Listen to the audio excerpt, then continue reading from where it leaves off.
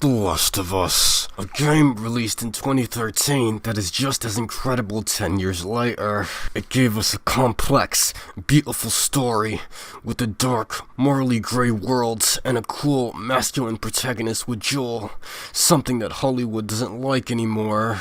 And although it had its moments of woke politics,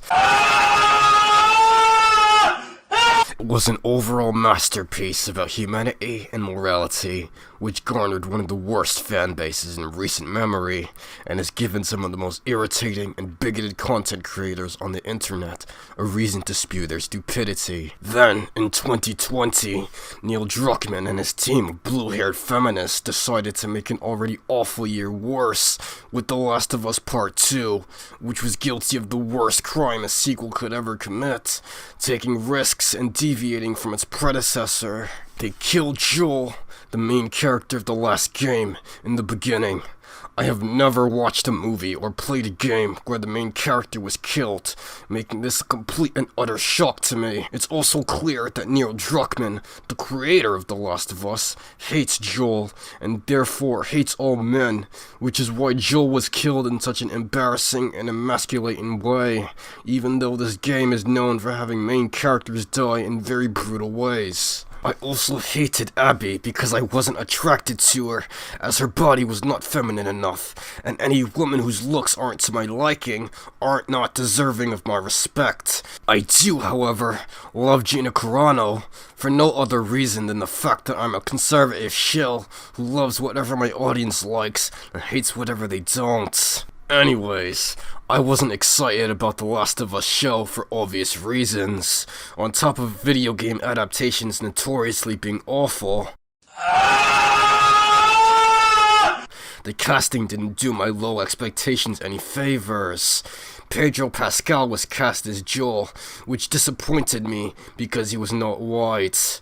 Hey Hollywood, what if instead of Chadwick Boseman, I had cast Bill Hader as T'Challa? Yes, I know that Joel's race is not tied to his character at all, and Black Panther's race is, but my audience doesn't, and I've proven time and time again that I'm willing to place my own common sense on the back burner in order to appeal to them.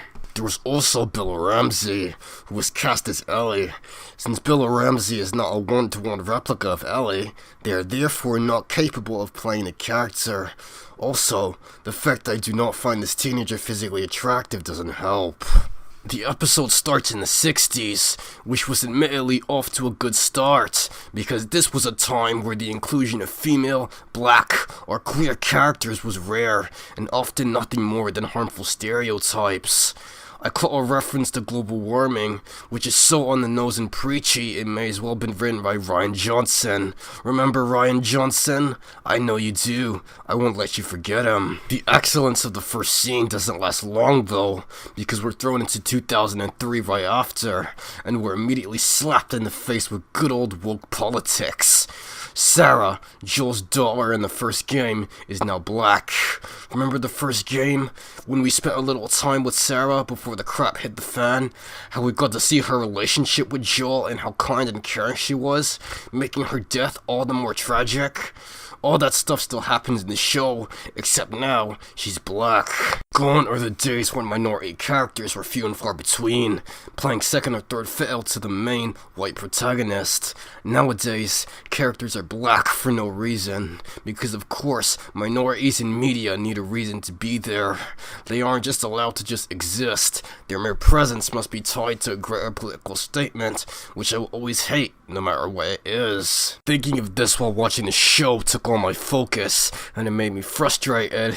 So when it was time for her to die, I was kind of glad it happened. Her character was completely unfaithful to the source material, and she was getting on my nerves anyway.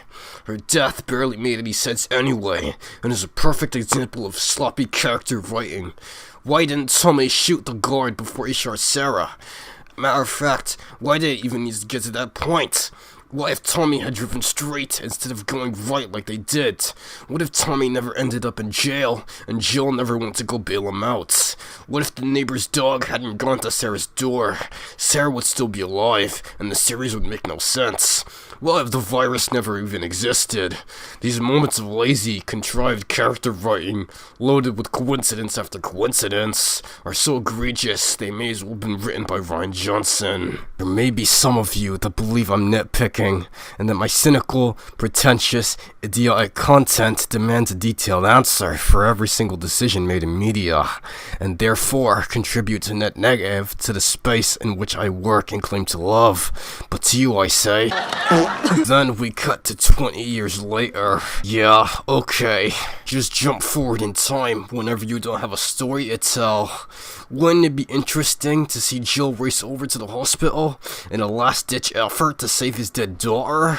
What if we saw the slow, gradual process in which Joel becomes jaded, violent, and angry over the next 20 years? What if the story being told wasn't told, and a completely different story was being told instead? But what do I know? Anyways, some stuff happens, and we're introduced to more women, one of whom happens to be black. The show tries really hard to show you these women are strong and independent, and not to be messed with. I don't have a problem with tough female characters until they are just as strong, if not stronger, than the male characters. If that happens, I'll just call them a Mary Sue and come up with some BS about how their characters are poorly written. Then, my racist incel fanbase will lap it up, crowning me as their king of media criticism, even though my reviews are filled with whataboutisms, recycled, condescending, preachy right-wing dog whistles, and a fundamental misunderstanding of the material I pretend to know a lot about. I speak with a sarcastic voice all the time, signaling to the viewer that I know what I'm talking about, and therefore cannot be wrong. This edgy, annoying persona has made me very popular amongst middle schoolers and Steven Crowder fans. Sometimes, I miss the point so hard that the only reasonable explanation would be that I was high on crack for the entire film, or that I'm just a complete bellend. I complain about preachy political undertones in media on my channel, which is filled with preachy political undertones about media that has no preachy political undertones to them, with a dig towards Brie Larson thrown in there for good measure, even though her only crime is literally asking for more diversity in Hollywood. And when I have nothing to say, I'll just repeat the same crap I say in every single video, matched with an image of the blue-haired feminist from the Leafy is Here era.